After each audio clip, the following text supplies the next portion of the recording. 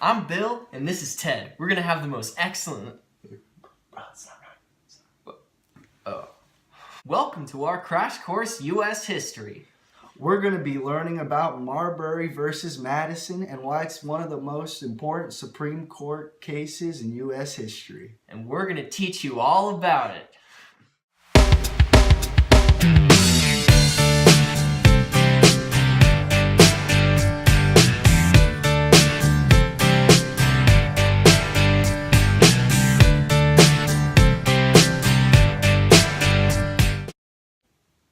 Here's how it all started. John Adams, our second president of the United States, as he was leaving his presidency, wanted to keep most of his political party, the Federalists, in power.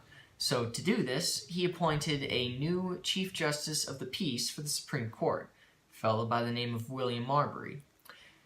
When he appointed Marbury, he told him to go and get his commission from the Secretary of State, who was James Madison. At the same time, our incoming president, Thomas Jefferson, told his Secretary of State, James Madison, to withhold the commission from Marbury. So when William Marbury went to go get his commission, Madison was like, "Nah, son," and he withheld his commission. And for a more entertaining rendition of this event, let's go to the thought bubble. Good day, sir. Well, I must inquire, for John Adams, our outgoing president, has taken his leave, and with that he has named me Chief Justice of the Peace and sent me to reclaim my job commission. Now, will you please do that for me, sir? No. You see, it's not that easy. You got to earn your keep, you know? So, Earn my keep. I'm going to have to ask you to do something to earn your commission. But I demand my job commission. Yeah, you'll get it. But, you got to do something first. Well, sir, spit it out. What is this something? Well, you're not going to like it, but you're going to have to pants Thomas Jefferson. His trousers all the way down. Uh-huh. All the way down. This is anarchy. Well, This is what I have to do. yep. I have to pants our incoming president. Yep. You have to pants his trousers. And then you'll give me my job commission. 100%. I'm a man of my word. Well, I will see you through to that, sir. Right, yeah. I must be off.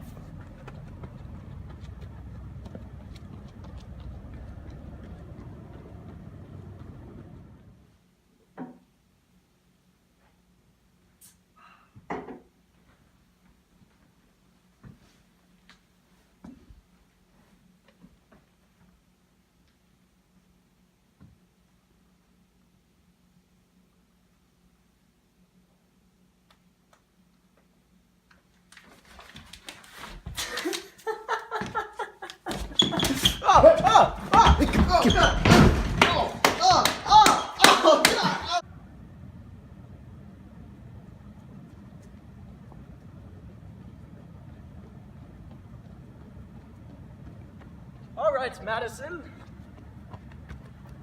The deed is done. I have pantsed our incoming president, and now I solemnly declare my rightful job commission. That's good. That's good. All right. But I'm still gonna need you to do one more thing for me. One more thing, Yep, sir. I'm gonna need but you I to- have done your deed. Yeah. I yeah. have- I have paid dearly for it. Our president has laid his firm hand across my bosom. No. I will not do your one more deed. He spanked you? That is beside the point, sir. Okay. I'm still gonna need you to do one more thing for me. One and more, you'll get the no, commission. no, sir. I demand my job commission. I paid for it dearly. Well- No, this is blasphemy, sir. I will go to our Supreme Courts, and I will issue a writ of mandamus that will force you to give me my rightful job commission so that I might take my place as Chief Justice of the Peace, sir. Okay. You go do that. You agree Go. with that, sir? Yeah. Go. I will see you in court, sir. Damn Federalist. After being fed up, Marbury decided to seek the power of the Supreme Court, by requesting a writ of mandamus, which would thereby force Madison to give him his job commission. This would have given Marbury what he wanted, but the Supreme Court and Chief Justice John Marshall had other ideas in mind. John Marshall supported Marbury and believed he was entitled to his job commission. However, he didn't deem the power to issue writs of mandamus constitutional. In doing so, Marshall took away a power from the Supreme Court, but it gave it a new one, the power of judicial review, which has served the judicial branch very well. By the way, judicial review is the power to deem certain actions or laws of the government constitutional or unconstitutional. It is not the power to enforce the idea of those laws or actions being constitutional or unconstitutional. Here's how Marbury and Madison may have viewed the power of judicial review.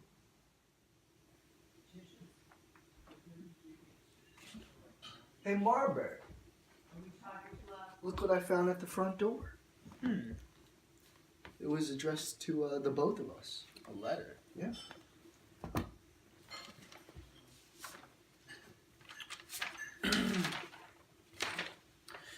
Why, it's from John Marshall, Chief Justice. Interesting.